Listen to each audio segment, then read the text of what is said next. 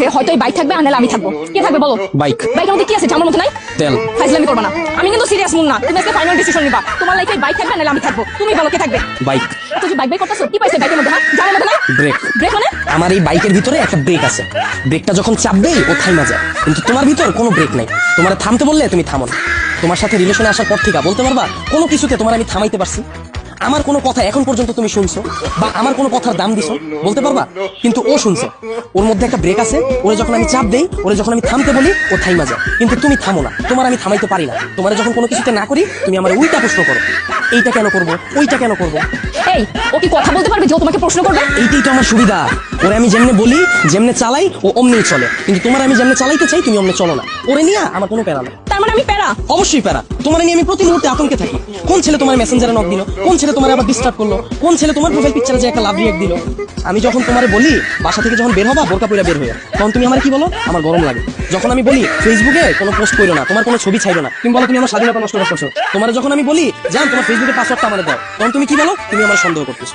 কিন্তু দেখো ওর বিষয়টা, ওরা নিয়ে আমার কোনো প্যারা নাই। এই যে একটা জিপিএস ট্র্যাকার লাগাই নিছি, প্রতি মুহূর্তে আমি নিশ্চিন্তে থাকি। ওরে রাইখা যদি আমি কোথাও যাই, কেউ যদি এসে ওরে ধরে, ও চিল্লায় উঠে আমার কল দেয়, ডেমো দেখবা, দাও হাত দাও। এই যে কল চলে আসছে।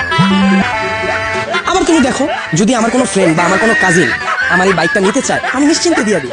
কারণ কি বলতো, আমার এই জিপিএস ট্র্যাকারের ভিতর লোকেশন সেট করা যায়, ও কতটুকু এরিয়ার মধ্যে থাকবে। আমার ফ্রেন্ড যখন এটা নিয়ে যায়, আমি একেবারে নিশ্চিন্তে ঘুমাই। কারণ এরিয়ার বাইরে গেলেই আমার বন্ধু যাবে, কিন্তু ও যাবে না। ও কতটা লয়াল একটু চিন্তা করো। কিন্তু তোমার দিকটা একবার দেখো, আমি যদি তোমার রাইখা বিদেশে যাই, সুরঙ্গ ছবির মতো আর ফান্ডিশের মতো অবস্থা হবে আমার। দেশে এসে কি দেখুন জানো, আমার বন্ধু তোমার নিয়ে বাইকে গেছে। এখন তুমিই বলো, বাইক রাখলে ভালো হবে না গার্লফ্রেন্ড? এত যে বড় বড় কথা বলতাছো, আমাকে নিয়ে লাস্ট কবে বের হইছো মনে আছে তোমার? তোমার নিয়ে বের হয়ে আমার কোনো লাভ আছে? তোমার নিয়ে বের হইলে 8-10টা মেয়ে যদি তাকায়, তাও মুখ ফিরিয়ে যায়। চিন্তা করো, এটার লগে তো একটা আছে। কিন্তু যদি আমার এই বাইকটা নিয়ে বের হই, 8-10টা মেয়ের সিরিয়াল লেগে যায়। এখন তুমিই বলো, তোমার চুজ করা ঠিক হবে না আমার বাইকটাকে? এত যে বাইক বাইক করতেছ না, এই বাইক একদিন তোমার জীবনটা খাইবো। তাও ভালো, ভিতরে কোনো কষ্ট থাকবো না, গেলে গা একবারে যাবো না। মানে? আবার কও মানে, তোমার লগে রিলেশনে যাওয়ার পর থেকে আমার ক্যারিয়ারে সময় না দিয়া, তোমার পিছনে সময় দিয়া, ভার্সিটি টিউশন ফি না দিয়া, তোমার পিছনে খরচ কইরা, দিনের পর দিন তোমার নিয়ে চিন্তা কইরা, আমার পড়াশোনা গ্যাপ দিয়া, তারপর তোমার মন ভালো করার লেগা 2 দিন পর পর গিফট দিয়া, 2 দিন পর পর নতুন নতুন রেস্টুরেন্টে নিয়ে যায় খাওয়ায়া, কোনো পোলা তোমার ডিস্টার্ব করলে ওই পোলার লগে মারামারি কইরা, কোনো মাইয়ার দিকে না তাকায়, তোমার প্রতি লয়াল থাইকা, মন দিল দিয়া তোমার ভালোবাসার পর হঠাৎ করে তুমি একদিন একই কইবা, জান আমার বাসা থেকে তো বিয়ে ঠিক করে ফেলছি, আমার এখন আর কিছু করার নেই। আর আমি তোমাকে কোন মুখে নিয়ে যাবো বলো? তুমি তো এখন পর্যন্ত ক্যারিয়ারে কিছুই করতে পারো না, অথচ আমার এই ক্যারিয়ারটা বাসি দিলাম তোমার লোক, তোমার পিছনে সময় দিয়ে। তারপর তুমি কি করবা জানো? আমার একটা সুন্দর বুঝ দিবা, জান তুমি আমার থেকে অনেক সুন্দর মেয়ে পাবা, অনেক ভালো মেয়ে পাবা। এই কথা বইলা সুন্দর করে একটা হাঁটা দিবা, আর পিছন থেকে একটা ব্যাকগ্রাউন্ড মিউজিক বাজবে। আর আমার অবস্থা কি হইব জানো?